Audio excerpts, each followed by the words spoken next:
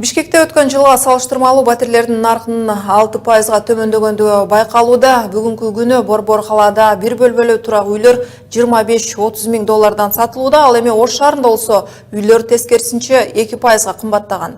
Серепчилер муну өлкөдөгү экономикалык көрсөткүчтөргө байланыштырууда. Батирлерге болгон бүгүнкү күндөгү талап курулуштар тармагында сапат кардарлар кабылган көйгөйлөр тууралуу маектешүү үчүн биз студиябызга мамлекеттик каттоо кызматынын кыймылсыз мүлк жана кадастр департаментинин аналитиги Айдар Сукимбаевди чакырганбыз. Айдар мырза, саламатсызбы? Саламатчылык. Куш келипсиз биздин студияга. Алгач эле суроом батирлердин баасына байланыштуу болсун. Бишкекте тамдар арзандап жаткандыгы айтылууда. Буга башкы себеп эмне болду экен? Талаптын аздыгыбы же батирлер чектен ашып кымбат сатылып жаткандыгыбы? Адис катары кененирээк ачыктай кетесизби?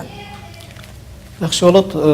Негизгиси бул батирлердин арзандашы бул биринчиден баягы макроэкономикалык көрсөткүчтөр деп коет. Макроэкономикалык көрсөткүчтөргө эмнелер келет? Бул биринчиден ички дүң продукциясы Кыргызстанда өндүрүлгөн. Экинчиден ошол кыргыз жарандарынын айлык маянасы. Үчүнчүдөн улуттук акчанын, улуттук сомдун долларга болгон катышы жана инфляциянын көрсөткүчтөрү болуп эсептелет.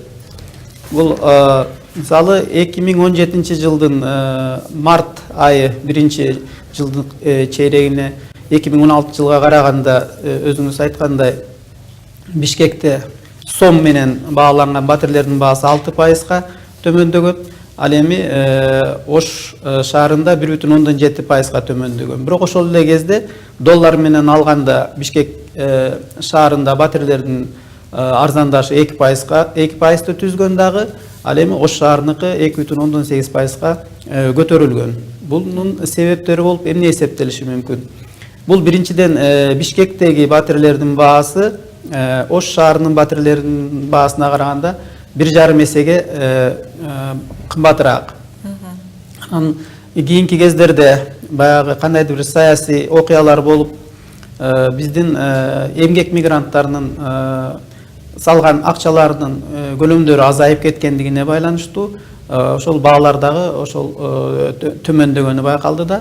Бирок айтып кетүүчү нерсе, баалар төмөндөгөнү менен рынок кыймылы жанданганын көрсөтүп турат. Бул 2016 жана 2017 жылга караганда, 2016-2015 жылга караганда 2017 жылы сатуу алуу сатуу келишимдери дагы бардык региондордо өскөн. Мисалы батирлер Бишкекте 13%га өскөн. Ал эми жеке турак үйлөр 20%га өскөн да. Мына Кыргызстанда курулуш стандарты дүйнөлүк стандарттарга дал келбейт деп айтылып жүрөт. Бириккен Улуттар Уюмунун дүйнөлүк курулушка болгон талабы боюнча ар бир кишиге 30 квадрат метрден туура келиши керек экен. Бизде болсо бул көрсөткүч 12-13 квадрат метрди түзөт. Курулуштун сапатын көзөмөлдөө жагы кандай жүрүүдө бүгүнкү күндө? Биринчиден бул ар бир жаранга ошол 12 чарчы метрден туура келип атканы Кыргызстандыкы.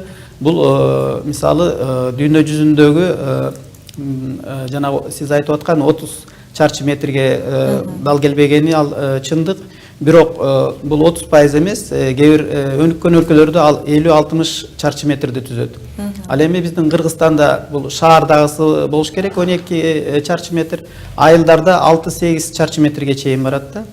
Бул биринчиден бул мындай болуш керек. Эгерде Америка Кошмо Штатынын жаранынын айлык маянасы ошол курулуп аткан чарчы метрдин баасына барабар болсо, ал эми Бишкек Кыргызстандын жарандарынын айлык маянасын биз ал салыштырганга такыр мүмкүн эмес. Ошондуктан мисалы 30 чарчы метрдеги курулуш батирлерди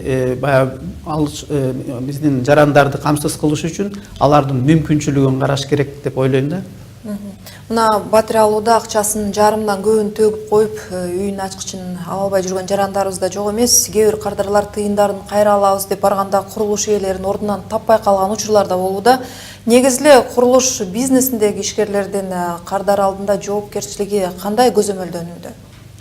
Негизинен бул биздин департаменттин баягы функциясына кирбесе да жооп берейин. Бул архитектура жана курулуш агенттигинин функциясына кирет.